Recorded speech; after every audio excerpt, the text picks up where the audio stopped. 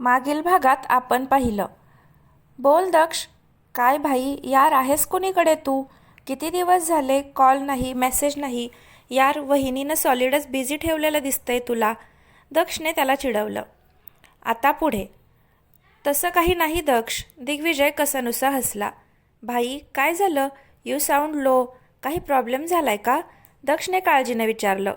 अगदीच प्रॉब्लेम नाही दक्ष, पण असं म्हणत दिग्विजयनं त्याला सगळं सांगितलं. भाई कम ऑन यार, बिझनेस म्हटलं की अप्स अँड डाऊन्स येणारच ना.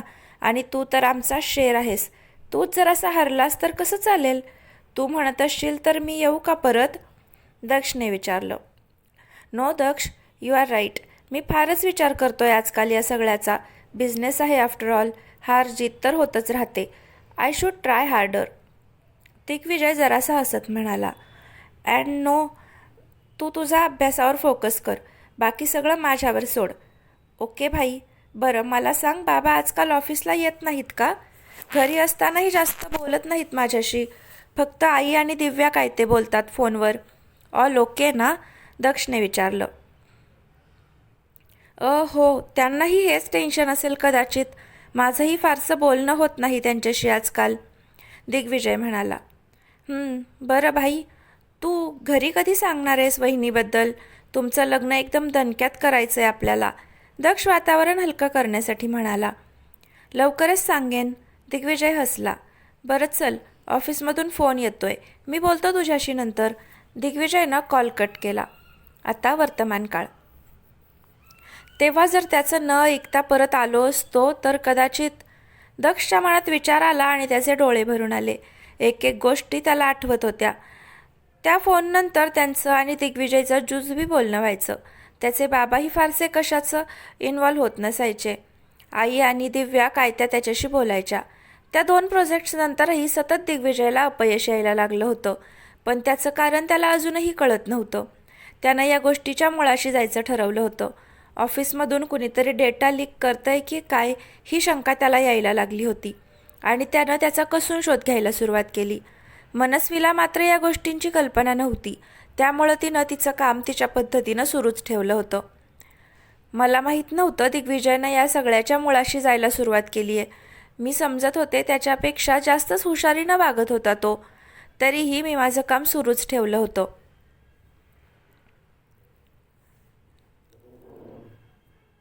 माझ्या एका सोर्सकडून मला कळलं होतं DK ग्रुप ऑफ इंडस्ट्रीज एका कोलॅबरेशनचा विचार करते आणि त्याचं प्रेझेंटेशन देण्यासाठी दिग्विजय आणि काका दिल्लीला जात आहेत. मी दिग्विजयच्या लॅपटॉपमधून ते प्रेझेंटेशन कॉपी करून हितेश पारिकला पाठवलं. हितेश पारिक माहिती आहे ना दक्ष? दिग्विजयचा कट्टर बिझनेस रायव्हल. आणि मला जे हवं होतं तेच झालं. एकामागे एक येणाऱ्या फेल्युअर्सने दिग्विजय मेंटली ड्रेन व्हायला लागला होता. त्याची चिडचिड वाढली होती. पिण्याचं प्रमाणही वाढलं होतं. त्याच्या बाबांशी सतत खटके उडायला लागले होते. काकाही डिस्टर्ब झाले होते या सगळ्यामुळं. त्यांनी ऑफिसला येणंही कमी केलं होतं. दिग्विजय सतत टेन्शनमध्ये असायचा आणि या सिच्युएशनचा फायदा मी घ्यायचे. त्याला धीर देण्याच्या निमित्तानं मी त्याच्याकडून गोड गोड बोलून सगळं काढून घ्यायचे आणि मग ती इन्फॉर्मेशन तुमच्या रायव्हल्सपर्यंत पोचवून त्या बदल्यात पैसे घ्यायचे. मनस्वी पुढे सांगायला लागली. सगळं मस्त सुरू होतं, अगदी आमच्या प्लॅनप्रमाणे. पण त्या दिग्विजयचा शहाणपणा नडला. त्याच्या माणसानं त्याला इन्फॉर्मेशन दिली की कोणीतरी त्याचा कॉन्फिडेन्शियल डेटा रायव्हलपर्यंत पोहोचवतंय. हितेश पारिकनं दिलेलं प्रेझेंटेशन हे DK ग्रुप ऑफ इंडस्ट्रीजची कॉपी होती.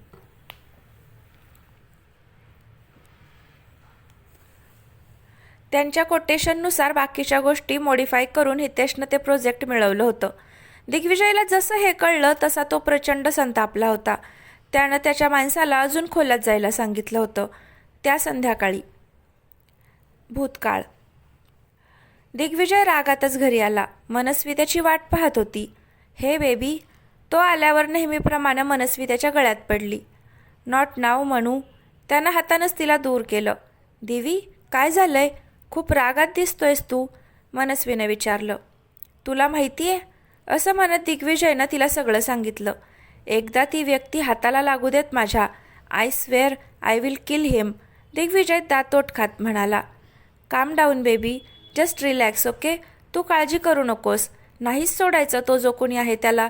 मी काय म्हणते दिवी, असं तर नाही ना की ती Diksha, I mean you know what I mean right? ती हैदराबादला आहे असं कळलं आहे मला, आणि ती ज्या कंपनीत काम करते ती तुमची कॉम्पिटिटर आहे. आजकाल तर काय जरा पैसे दिले की इन्फॉर्मेशन लीक करणं सोपं आहे ना. मनस्वी भोळेपणाचा आवानत म्हणाली. What, are you out of your mind Manasvi? दीक्षावर संशय घेऊच कशी शकतेस तू? शी इज माय बेस्टी, आणि ती हे असं कधीच करू शकत नाही. समजलं तुला? बोलायच्या आधी 10 वेळा विचार करत जा. आम्ही जरी एकमेकांच्या टचमध्ये नसलो तरी अजूनही तिच्याविषयी माझ्या फिलिंग्स त्याच आहेत. तू काय किंवा कुणीही आलं तरी त्या बदलणार नाही आहेत. दिग्विजय चिडून म्हणाला.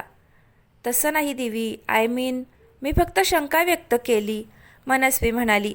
पण मनातून तिला भयंकर राग आला होता. तिच्यावर शंका घ्यायचा विचारही करायचा नाही, अदरवाईज मी विसरून जाईन तू माझी कोण आहेस ते. दिग्विजय संतापून म्हणाला आणि आत निघून गेला. मनस्वीनं अविश्वासानं हाताच्या मुठी आवळल्या. खरं तर दीक्षाविषयी सांगून तिला त्याचं माइंड डायव्हर्ट करायचं होतं. तिच्या पुढच्या मूव्हसाठी तिला वेळ हवा होता, पण तिच्या दुर्दैवानं तसं काही झालं नव्हतं. तिनं फोटोज काढून मयंकला मेसेज केला. त्याचा रिप्लाय आला तशी ती रिलॅक्स होऊन आत निघून गेली. आता वर्तमान काळ. पुढचे 3-4 दिवस शांततेत गेले. मीही पुढे काही हालचाल केली नव्हती. दिग्विजय परत जोरशोरसे कामाला लागला होता. यावेळेस प्रोजेक्ट मिळवायचंच हे त्यानं मनाशी पक्क केलेलं. प्रोजेक्टही तसंच होतं म्हणा.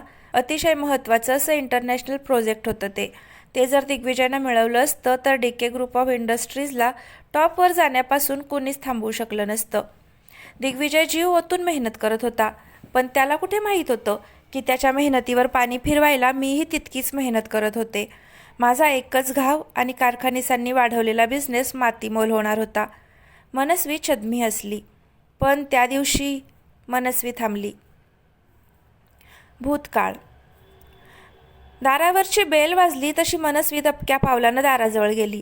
तिनं आय हॉलमधून पाहिलं आणि हळूच दार उघडलं. बाहेरची व्यक्ती आत आली आणि त्यानं दार लावून घेतलं. भाई, मनस्वी मयंकच्या गळ्यात पडली.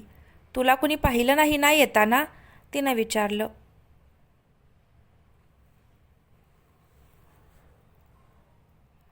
नाही, तू जसं सांगितलंस तसाच आलोय, मयंक म्हणाला.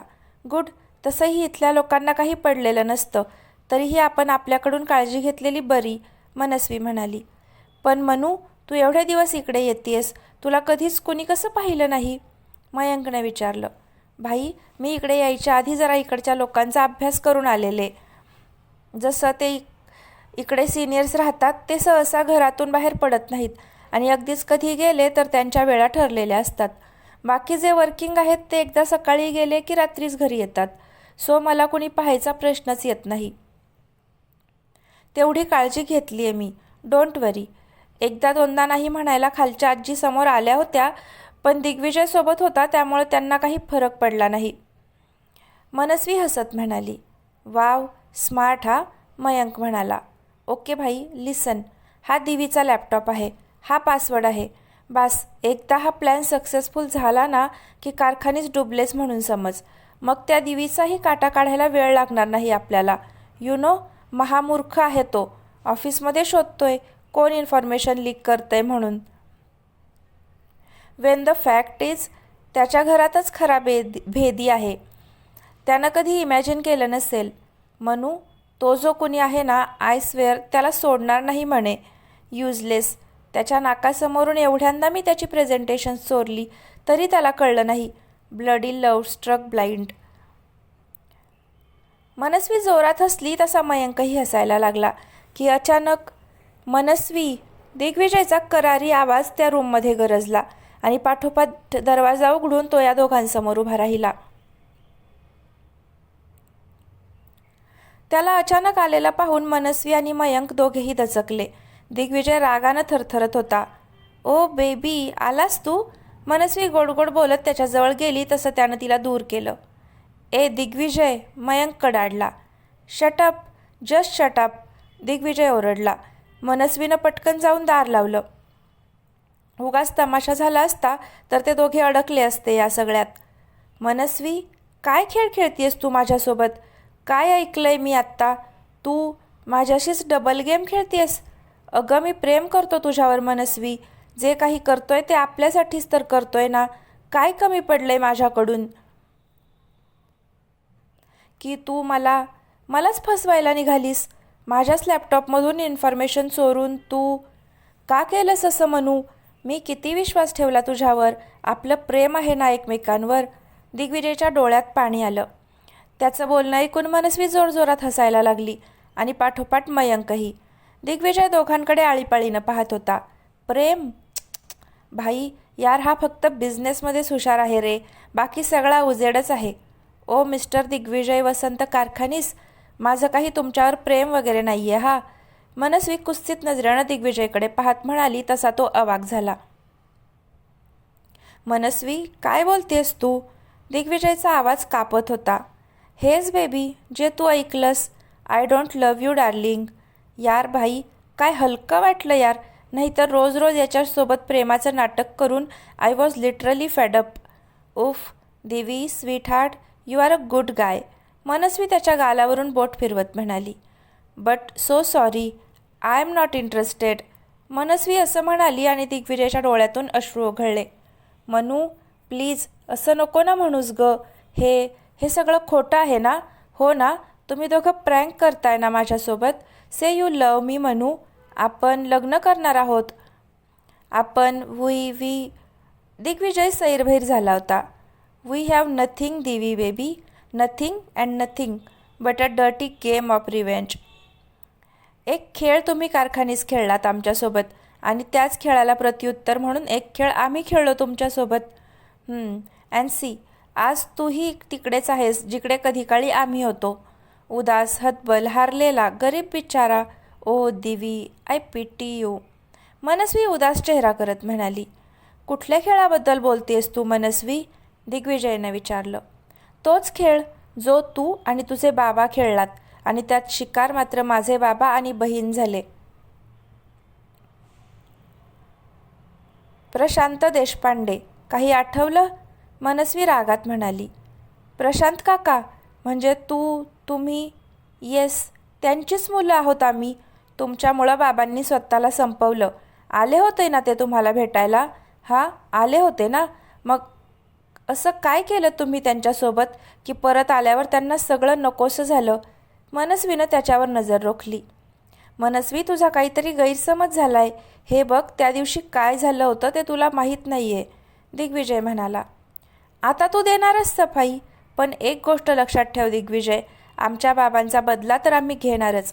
असं म्हणत मनस्वीनं त्याच्यासमोर एक पेनड्राईव्ह धरली.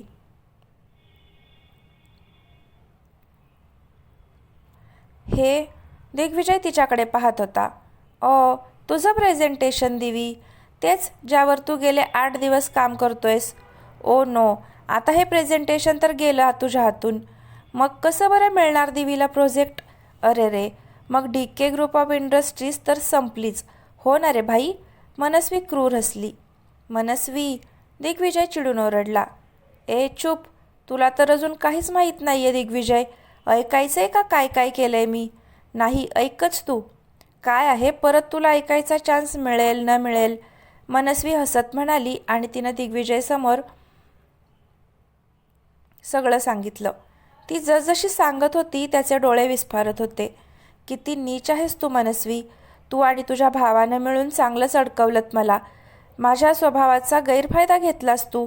मला आणि दीक्षाला वेगळं केलंस आणि मी मूर्ख तुझ्यावर आंधळा विश्वास ठेवला. मनस्वी, तुझ्यासारखी मुलगी ना कोणाच्या प्रेमाच्या लायकीची आहे ना विश्वासाच्या. तुझ्यामुळं मी माझ्या आयुष्यातली सगळ्यात जवळची मैत्रीण गमावली. तुला काय वाटलं मी गप्प बसेन? नो मनस्वी, तुला आणि तुझ्या भावाला मी सहजात सोडणार नाही. बघच तुम्हाला कसं अडकवतो ते, दिग्विजय तावातावानं म्हणाला. तो फोन काढून त्यावर फोन लावणार तोच मयंकनं त्याच्या हातातून मोबाईल हिसकावला. दिग्विजय धडपडत खाली पडला. कुठलंही पाऊल उचलण्याआधी जरा हे तर बघ डिअर दिवी. मनस्वी त्याच्या शेजारी बसली आणि तिनं तिच्या फोनमध्ये एक व्हिडिओ प्ले केला. तो पाहून दिग्विजयच्या पायाखालची जमीन सरकली. मनस्वी, तो थरथरत म्हणाला. सगळीकडून प्रिपेअर्ड असावं लागतं ना शोना. बघ बघ, मजा आली ना. आपले प्रायव्हेट मुमेंट्स. आणि एकच नाही असे खूप सारे व्हिडिओज आहेत माझ्याकडे. You know, fond memories. आता जरा विचार कर, हे व्हिडिओज व्हायरल झाले तर? Oh my God, Digvijay Karkhanis, तुझ्या रेप्युटेशनचं काय होईल रे? सर यानं गैरफायदा घेतलाय माझा. कामाच्या निमित्तानं मला घरी बोलवायचा आणि माझ्यावर. प्लीज सर, मला न्याय मिळवून द्या सर, मनस्वी नाटक करत म्हणाली. मी तर सुटेन, पण तुझं काय होईल? Sadly you will be known as a rapist. कोण? रेपिस्ट. आणि मग तुझी फॅमिली तर कुठे तोंडही दाखवायच्या लायकीची राहणार नाही रे. तुझे वडील, त्यांचं काय होईल? आणि तुझी आई आणि बहीण, अरे रे, त्यांचं तर जगणं मुश्किल करतील लोक. मनस्वी प्लीज, तुला काय हवंय माझ्याकडून? दिग्विजय आता हतबल झाला होता. जास्त काही नाही रे, फक्त तुला मरताना पाहायचंय मला, मनस्वी म्हणाली. तसं दिग्विजयनं चमकून तिच्याकडे पाहिलं. मनस्वी, तो अचंब्यानं तिच्याकडे पाहत होता. तिनं बॅगमधून हँडग्लोव्ज काढले आणि एक इंजेक्शन काढून दिग्विजय समोर धरलं. तुला गरज पडेल, घे, जास्त त्रासही नाही होणार. आणि हो, शेवटची इच्छा वगैरे असेल तर सांग आम्ही एवढेही वाईट नाही आहोत की ती पूर्ण करणार नाही. मनस्वी मयंककडे पाहून हसली. दिग्विजयने घट्ट डोळे मिटले आणि आता त्याच्या डोळ्यातून घळाघळा अश्रू वाहायला लागले. एका क्षणात त्याच्या आईबाबांचा, दिव्याचा, दक्षचा आणि दीक्षाचा चेहरा डोळ्यांसमोर आला आणि तो ढसाढसा रडायला लागला. मनस्वी आणि मयंक मात्र निर्विकार चेहऱ्यानं त्याच्याकडे पाहत होते.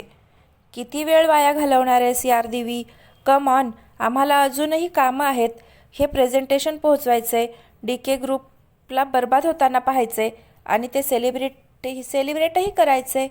It will be a grand celebration पण सॅडली तू नसशील तेव्हा. खूप मिस करेन तुला after all you loved me ना. मनस्वी खोटं खोटं रडायचं नाटक करत म्हणाली. दिग्विजय मात्र अजूनही रडत होता. सपशेल हारला होता तो परिस्थितीपुढे. सो बोला दिग्विजय कारखानीस, कोई आखरी ख्वाहिश? मनस्वी त्याच्यावर नजर रोखत म्हणाली. एकदा घरच्यांशी आणि दीक्षाशी बोलायचे, त्यांची माफी मागायची आहे, दिग्विजय कापऱ्या आवाजात म्हणाला. ओके फेअर, पण जर कुठलीही चलाकी केलीस तर हे व्हिडिओज क्षणात व्हायरल होतील हे लक्षात ठेवायचं, मयंकने धमकी दिली. दिग्विजय काहीच बोलला नाही. त्यानं फक्त फोन घेण्यासाठी हात पुढे केला तसा मनस्वीनं त्याच्या हातात मोबाईल दिला. त्यानं सगळ्यात आधी त्याच्या आईचा नंबर डायल केला. अनुराधा आणि दिव्या बाहेर होत्या. दिग्विजयचं नाव पाहून अनुराधांनी लगेच कॉल रिसीव्ह केला. आई, दिग्विजयचा थरथरता आवाज आला. दिग्विजय राजा, कसा आहेस तू? काय झालंय? तुझा आवाज का असा येतोय? तब्येत तर ठीक आहे ना तुझी? अनुराधांनी काळजीनं त्याच्यावर प्रश्नांची सरबत्ती केली. आई, आय एम सॉरी, दिग्विजय कसाबसा हुंदका आवरत म्हणाला. का असं बोलतोयस तू आज? काही झालंय का दिग्विजय? मला सांग ना, काय होतंय? अनुराधा विचारतच होत्या की फोन कट झाला. हॅलो दिग्विजय, हॅलो, ऐकतोयस ना? अनुराधा जोरात म्हणाल्या. आई, काय झालं? दिव्यानं घाबरून विचारलं. नक्की काय ते कळत नाहीये ग. दिग्विजय होता, काहीतरी विचित्रच बोलत होता. मला काळजी वाटतेय ग दिव्या. त्याची तब्येत तर ठीक, काहीच कळत नाहीये. अनुराधा पॅनिक झाल्या होत्या. आई, तू शांत हो. आपण एक काम करूया.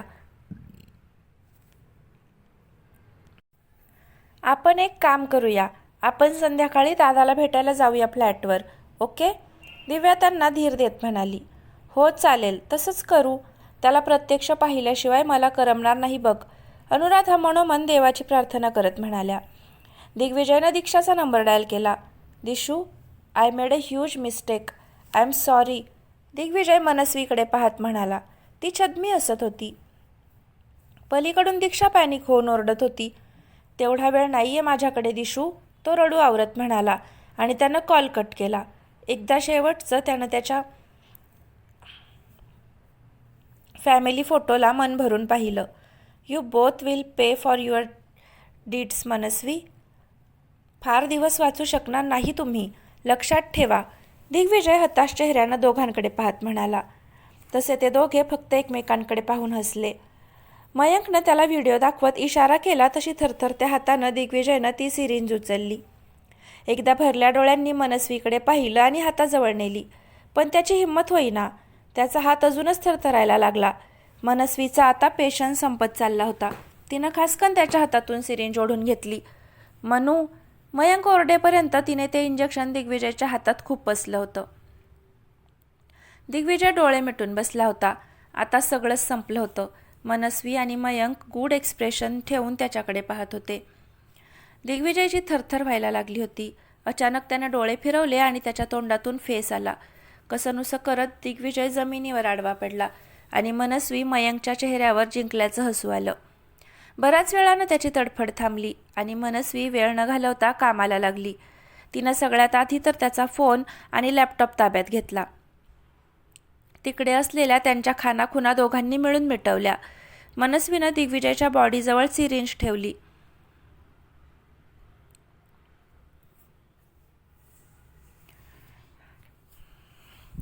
Bye Divi darling, rest in piece.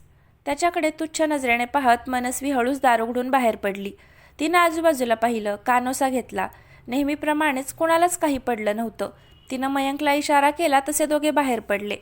मनस्वीने घर बंद केलं पण कुलूप लावलं नाही आणि दोघे खाली उतरून मागच्या गेटकडे आले. तिथल्या वॉचमननं जागेवर दिसत नव्हता. याच संधीचा फायदा घेत दोघे बाहेर पळाले. मयंकने गाडी आणली होती, त्यात बसून दोघे फरार झाले. आता पुढची रणनीती आखायची होती दोघांना. आता वर्तमान काळ. दक्ष मटकन खाली बसला. दीक्षा आणि कार्तिक सुन्न झाले होते. दीक्षा शॉकमध्ये होती. काय रिॲक्ट करावं, कसं रिॲक्ट करावं या संवेदनाच बधीर झाल्या होत्या. जे झालं होतं तो क्रूरतेचा आणि नीचपणाचा कळस होता. दक्ष त्याच्या सेन्सेसमध्येच नव्हता. आपल्या भावाचा असा अंत झाला असेल याची त्यानं कल्पनाही केली नव्हती. त्याचं मन भूतकाळात गेलं. भूतकाळ. संध्याकाळी अनुराधा आणि दिव्या दिग्विजयच्या फ्लॅटवर पोचल्या. आई, कुलूप तर नाहीये. भाईला कॉल करतेय पण फोनच लागत नाहीये. काय करूया? बेल वाजवूनही दार उघडत नाहीये. कुठं बाहेर गेला असेल का काही आणायला? दिव्या म्हणाली. काय माहीत ग, पण दिव्या, जीव घाबरा होतोय ग माझा. माहीत नाही पण असं का होतंय? काहीतरी वाईट होणार आहे असं वाटतंय. अनुराधा पदरानं घाम पुसत म्हणाल्या. आई, तू जरा शांत होशील का? हे बघ, भाई ठीक असेल ग. इकडे गेला असेल कुठेतरी. थांब जरा, मी खाली वॉचमनला विचारून येते. दिव्या खाली गेली आणि तिनं वॉचमनकडे चौकशी केली, पण तो ड्युटीवर नव्हता त्यामुळं त्याला आयडिया नव्हती. तिनं परत दिग्विजयचा फोन ट्राय केला पण लागला नाही. आता मात्र तिलाही भीती वाटायला लागली होती. दिग्विजयच्या फ्लॅटची चावी सुरुवातीला तिच्याकडे असायची, पण मध्यंतरी तिच्याकडून ती हरवली. त्यानंतर करू करू म्हणत तिनं अजूनही ती बनवलीच नव्हती. ती तशीच बाहेर पडली आणि जवळच्या की मेकरला घेऊन आली. त्याच्या मदतीनं तिनं दार उघडून घेतलं आणि त्याला पैसे देऊन त्याची रवानगी केली. दिग्विजय, अनुराधांनी लाईट लावत समोर पाहिलं आणि दिग्विजय, भाई. समोर निश्चित पडलेला त्याला पाहून दोघी त्याच्याकडे धावल्या. अनुराधा भीतीनं थरथरत होत्या. दिव्या, दिव्या, दिग्विजय, दिग्विजय, दिव्या, दिग्विजय. अनुराधांचा बांध फुटला. दिव्या तर पुतळ्यासारखी तिकडे बसली होती. तिच्या डोळ्यातून अश्रू गळत होते. दिव्या, यांना फोन कर. कार्तिकला बोलाव. दिग्विजयला काही नाही झालं.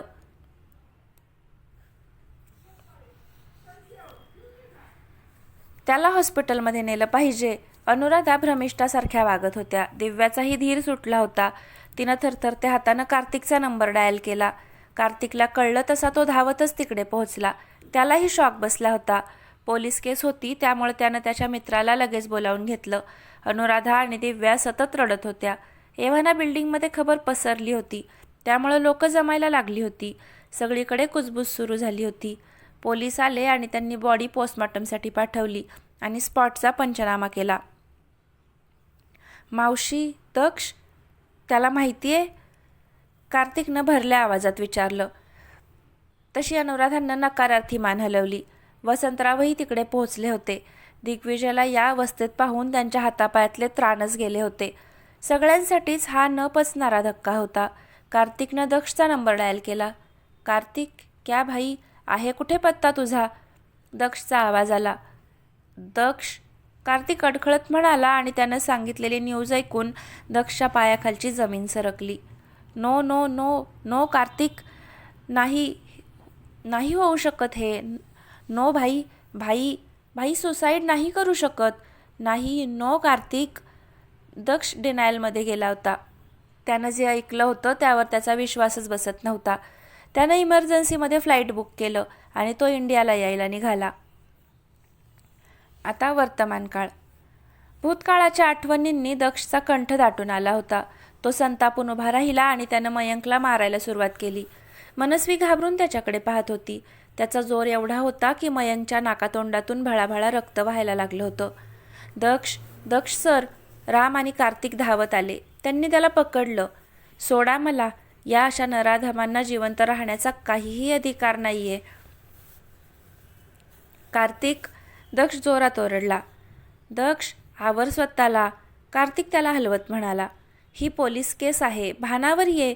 कितीही राग असला तरी कायद्याच्या चौकटीत राहूनच आपल्याला त्यांना शिक्षा द्यावी लागेल. कार्तिक म्हणाला तसा तो जराशा शांत झाला.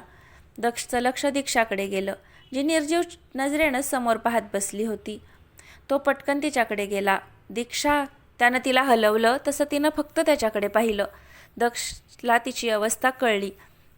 तसं पटकन त्यानं तिला कवटाळलं आणि तिचा बांध फुटला. दिवी. ती जोरात ओरडली. दक्ष, यांनी देवीला.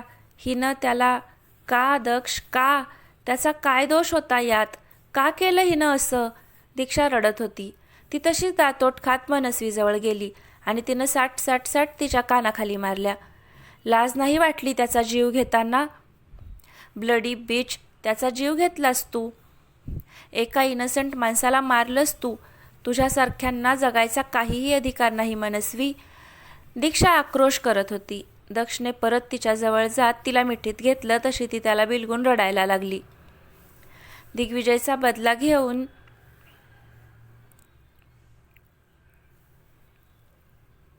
तुझा रिव्हेंज संपला होता ना मनस्वी? मग दीक्षाला या सगळ्यात का गोवलंस? आणि माया, तिला का मारलंस? जरा वेळानं सगळं शांत झालं तसं दक्षने जरबेनं विचारलं. मनस्वीनं पुढे बोलायला सुरुवात केली. आता भूतकाळ. दिग्विजयच्या केसमध्ये पोलिसांना विशेष असं काही हाती लागलं नव्हतं. शेजाऱ्या पाजाऱ्यांच्या स्टेटमेंट्स आणि घरच्यांच्या मताप्रमाणे गेले काही दिवस तो नेहमीसारखा वागत नव्हता. अलूप राहत होता. बिझनेसचंही टेन्शन होतं.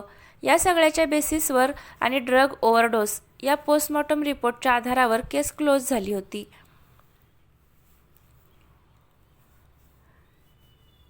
त्याचा मोबाईल आणि लॅपटॉप त्याच्या गाडीतच मिळाले होते आणि त्यातही आक्षेपार्ह असं काही पोलिसांना सापडलं नव्हतं. त्यामुळे सुसाईड म्हणून डिक्लेअर करत ही केस क्लोज झाली होती. वसंतरावांनी त्यांच्या कॉन्टॅक्ट्सचा फायदा घेत ही न्यूज दाबली होती. त्यामुळे मीडिया किंवा कुठेही याची चर्चा झाली नव्हती. तसं झालं असतं तर डीके इंडस्ट्रीजसाठी ते चांगलं नव्हतं. मनस्वी आणि मयंक निर्धास्त झाले होते. त्यांनी प्लॅनच असा फुलप्रूफ केला होता की कोणाला शंका येणं अशक्य होतं. पण दोन व्यक्ती मात्र अजूनही अस्वस्थच होत्या. एक म्हणजे दीक्षा, जी अचानकपणे नाहीशा झालेल्या दिग्विजयचा जीव तोडून शोध घेत होती. आणि दुसरा दक्ष, ज्याचा दिग्विजय सुसाईड करू शकतो या गोष्टीवर काडी मात्र विश्वास बसत नव्हता. कुठेतरी पाणी मुरत होतं. पोलिसांच्या लेखी जरी ही केस क्लोज झालेली असली तरी दक्षच्या कोर्टात मात्र ती अजूनही ओपनच होती. दिग्विजय प्रकरणानंतर मनस्वीनं मायाचं घर सोडलं आणि ती मयंकसोबत दुसरीकडे राहायला गेली होती. लवकरात लवकर मुंबईतून बस्तान हलवायचा त्यांचा प्लॅन होता. एका सकाळी मनस्वी निवांत कॉफी पीत बसली होती की तिचा फोन वाजला. बोल संजय, काय खबर? तिनं विचारलं. पण त्यानंतर जे संजयनं तिला सांगितलं ते ऐकून ती ताडकन उठून बसली. What shit. बरं ठीक आहे, मी पाहते काय करायचं ते. तिनं कॉल कट केला. आता मात्र तिच्या चेहऱ्यावर टेन्शन दिसत होतं. ती पटकन मयंकच्या रूममध्ये गेली. तो निवांत झोपला होता. भाई, भाई गेट अप. तिनं त्याला गदागदा हलवलं.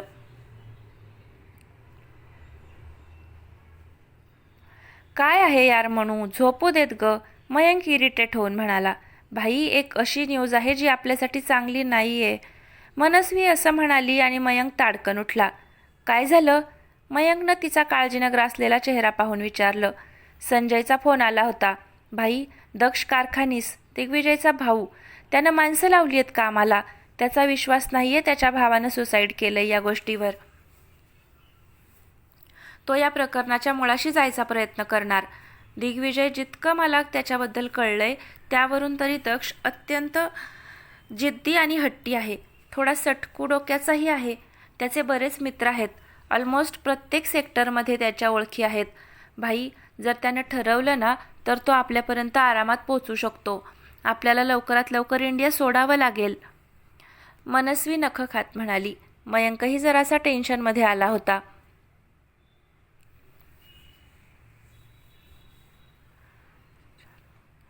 वेट, आपण काहीतरी विचार करूया मनू. असं हायपर होऊन काही होणार नाहीये. आत्तापर्यंत पण प्रत्येक गोष्टीचा अगदी सखोल विचार केलाय आपला प्लॅन एक्झिक्यूट करताना.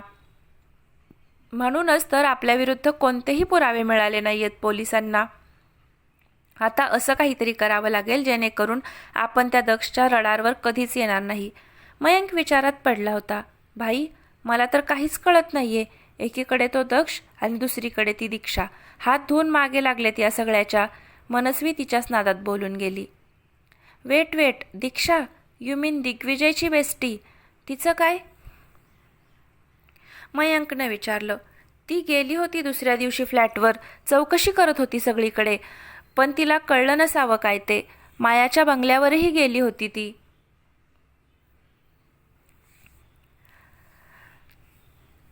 तर फ्रेंड्स, आजचा भाग कसा वाटला नक्की कमेंट करून सांगा. आवडला असेल तर लाईक करा आणि पुढचे भाग पाहण्यासाठी चॅनलला आत्ताच सबस्क्राईब नक्की करा. धन्यवाद.